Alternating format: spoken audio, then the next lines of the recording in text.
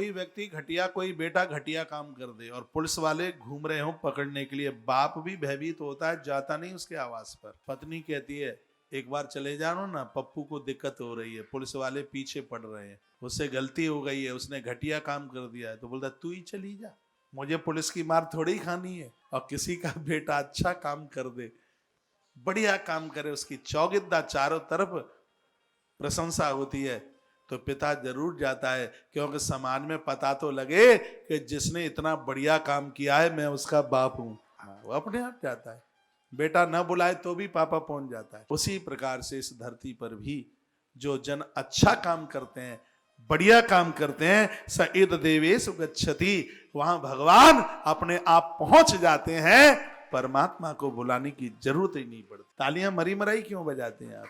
इसलिए श्रेष्ठ कर्म कीजिए, बढ़िया काम कीजिए। हे अग्निदेव, जिस यज्ञ को तुम चारों तरफ से घेरे हुए हैं उसमें राक्षसादि द्वारा हिंसा कर्म संभव न हो, इसमें वर्णन। हे प्रभु, ऋषि ने कहा हे भगवान ऐसी कृपा करना, इस याज्ञिक इस श्रेष्ठ कर्म में कभी मुझसे ऐसा कर्म न हो जाए जिसमें हिंसा हो जाए, किसी की जान चली जाए, किसी के प्राण चले जाए, मुझसे कभी कुछ ऐसा ना हो। यज्ञिक कर्म, नहीं तो चलते समय रास्ते में बहुत जीव हत्याएं हो जाती हैं, गाड़ी आगे गई और टकराई, बिल्ली मर गई, बंदर और जो जीव प्राणी। तो यहाँ पर ऋषि ने प्रार्थना करके कहा कि भगवान मेरे कर्म को, मेरे श्रेष्ठ कार्य को इतनी शक्ति देना, मुझसे अनजान में भी कभी कोई हिंसा ना हो।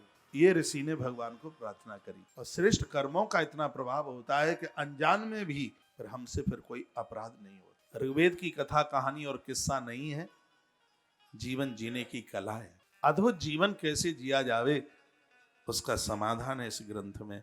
यदि इसको ये कह दिया जाए लाइफ को संभालने वाली यूनिवर्सिटी है, अतिशयोक्ति नहीं होगी बिल्कुल। मैं आप सबको आग्रह पूर्वक फिर एक बार निवेदन करूंगा, आपने भले ही कितनी भी बार कथाएं सुनी हो, जब तक ये वेद गाथा हो तब तक आप एब्सेंट ना लगाना।